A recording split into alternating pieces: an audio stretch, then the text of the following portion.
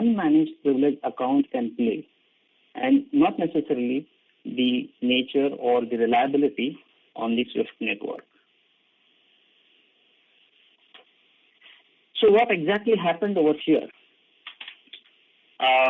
On May 15th, 2015, last year, that was about a year ago, there were 3 bank accounts that were opened in a bank. Now, each of these bank accounts would be laying dormant until the Feb 4th, 2016, that was this year, when the actual attack started or the attack was carried out. The authorities only later would be discovering that these accounts were all fake accounts opened purely to siphon off the money. These accounts would also reveal that cyber criminals who attempted to steal nearly $1 billion from the Bangladesh Central Bank had actually been planning their heist for nearly over a year. Thanks to, in large part, to a spelling error, the attackers made off with only $81 million of the total attempted amount. Now, this presentation would be discussed about this bank heist and how attackers executed their attack and how these could have been prevented. So, first, let's examine what were the end results or as a outcome of this particular attack. Number one, attackers, again, in this heist, made off with untraceable dollars, which was about $81 million. After sending the dollars through fake bank accounts, the money was laundered through casinos in the Philippines. Now, though the casinos are now actually under the investigation of Anti-Money Laundering Council. And also in the aftermath of this heist or this attack that was carried out and handling of the entire issue, the governor of Bangladesh Central Bank was put in a lot of pressure to resign from his post. So what exactly happened which led to these events?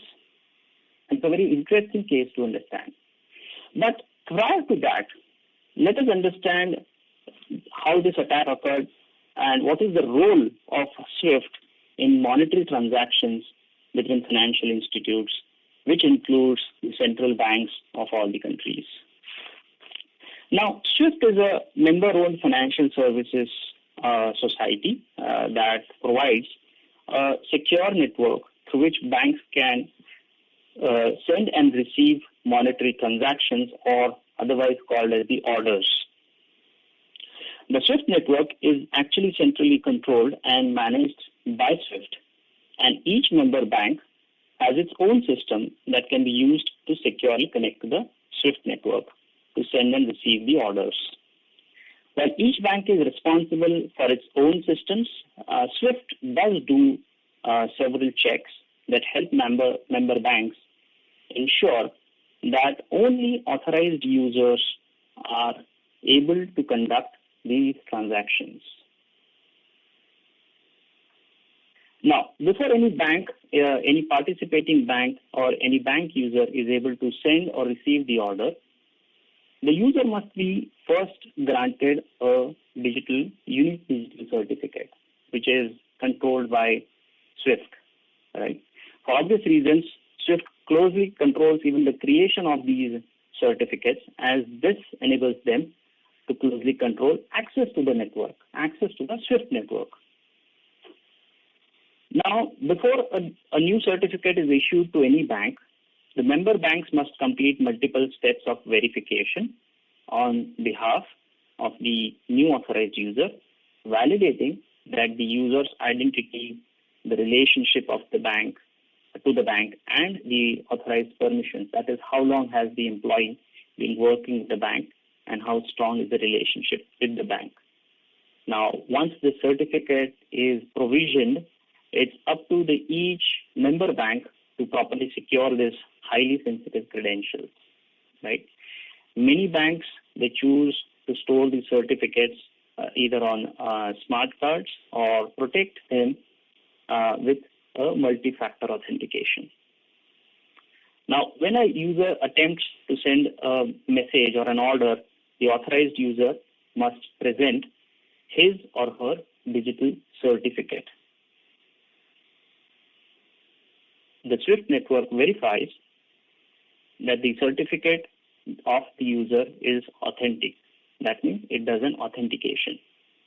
Now, after authentication, the SWIFT network establishes a tunnel through which a message is sent from the initiating bank to SwiftNet, and then from SwiftNet to the recipient. Now, this assures that whatever the messages are flowing through is valid and prevents any kind of potential man-in-the-middle attacks. Now, this process is secure, but it is not immune to any kind of vulnerabilities that could be there in the member banks. That is, if any bank does not properly secure the certificates, the systems on which certificates are there, or the accounts that can connect to the SWIFT network, then there is quite a likelihood that the attackers can actually masquerade as authorized users and conduct transactions without actually compromising the network itself. Now, SWIFT has got some recommendations from a security measures point of view, which include protecting the digital certificates with multi-factor authentication, and also segmenting the systems, that is, giving an air gap between the SWIFT network and the general or the generic IT network in the organization. Now that we have understood that what is SWIFT all about, let us see how the attack was carried out. First, as in this case also, the attackers penetrated the IT perimeter using some type of a malware. This was either a spear phishing attack or a targeted drive-by download attack. Once they were in, they were able to harvest all the credentials from the infected system and use to laterally move throughout the network. Now, there are some reports which also indicate that the attackers used or accessed as small a number as around 30 systems before they were able to cross from the IT network to the SWIFT connected systems. The SWIFT connected systems were owned and managed by the Bangladesh Bank and were configured with a software which is called as the SNL software or the SWIFT Netlink software, which allowed these machines to securely connect to the SWIFT network. So the SNL software is the software which allows the machines or the bank to connect to the SWIFT network. According to an assessment by the incident responders, the attackers, once they were inside the SWIFT connected systems, they appeared to operate exclusively with local administrator accounts. Now, notably here, the central banks typically separate their SWIFT connected systems, as we see that there has to be an air gap in the system. Sometime last year in October 2015, the bank had launched a new service, which was called as the RTGS, or the Real-Time Gross Settlement Service. Now, when the service was launched, they configured the systems in such a way that both the IT network and the SWIFT connected systems were directly connected to each other. Now, this connection eliminated the IT systems eliminated the air gap and gave the attackers easy access to the compromised systems. Now, once inside the SWIFT connected systems, the attackers installed a software onto the systems, which was called as a SysMon software, to monitor any type of activity. Now, what the software does is it enables the attackers to learn that how the systems function, how the messages, the financial messages were sent across, and how to connect it, and the services that were connected to each of these systems. One service the attackers discovered was that whenever an order was sent or received, it was automatically sent to a printer. So this was a service, this was an interesting piece of service which the attackers discovered, that whenever an order was printed, order was sent, it was automatically sent to a printer. Now, to keep the actions under control so that nobody detects this, the attackers used this privilege access to disable the printer services and then cover the tracks. When the bank employees actually noticed that the printer was not working, they assumed that it was a simple error, a printer error. Once inside the systems, the attackers were able to capture the digital certificates needed to send messages, as well as this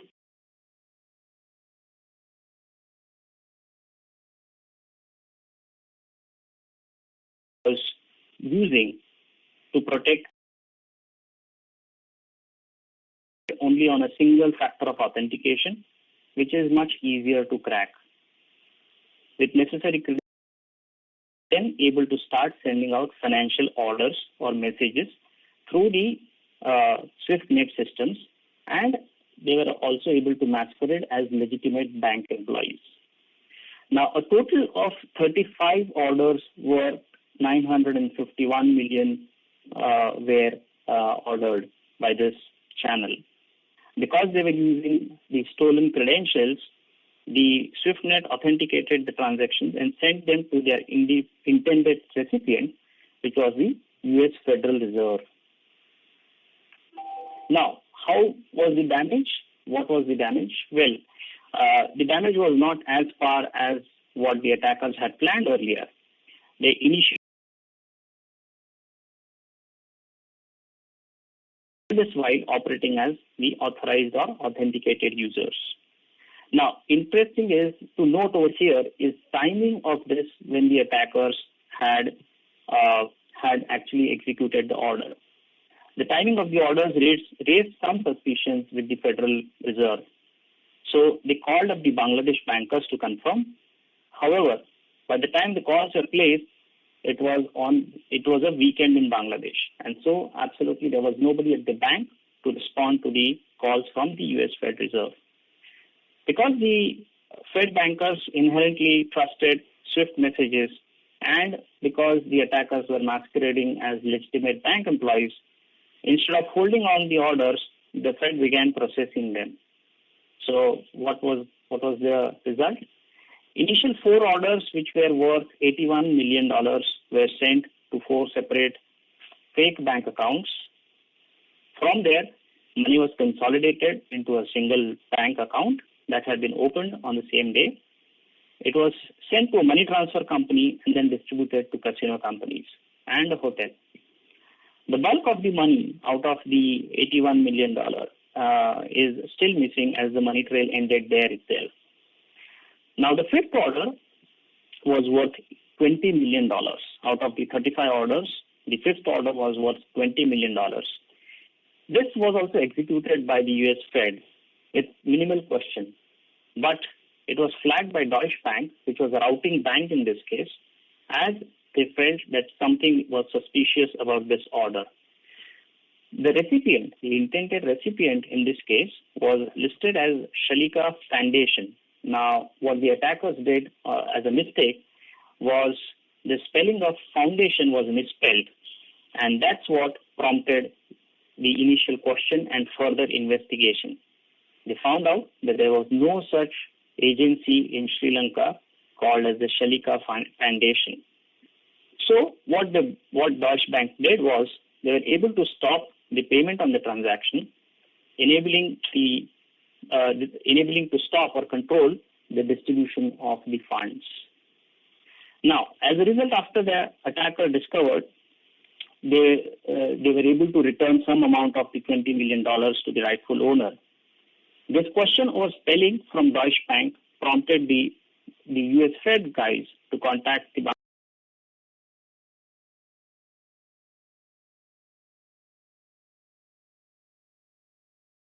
Bangladesh bank regarding the other transactions, the other pending transactions in their hand. The printer, which was down till now, was again fixed, and the moment they fixed and restored the printer, all the 35 transactions printed out. Now, till date, it's said that the bank has been unable to recover this money, but that's minimal in comparison to the attempt that was made.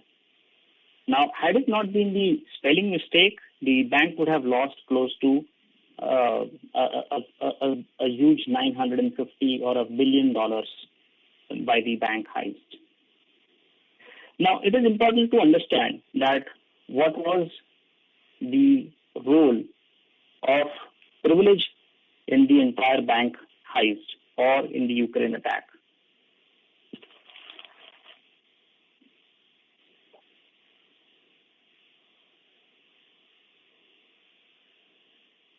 So, first, after breaking through the perimeter, the attackers captured administrative credentials from these machines. Now, just to recollect, they had a spear phishing campaign or some targeted drive by download, in which the victims fell to this, and the attackers could capture admin credentials from these machines.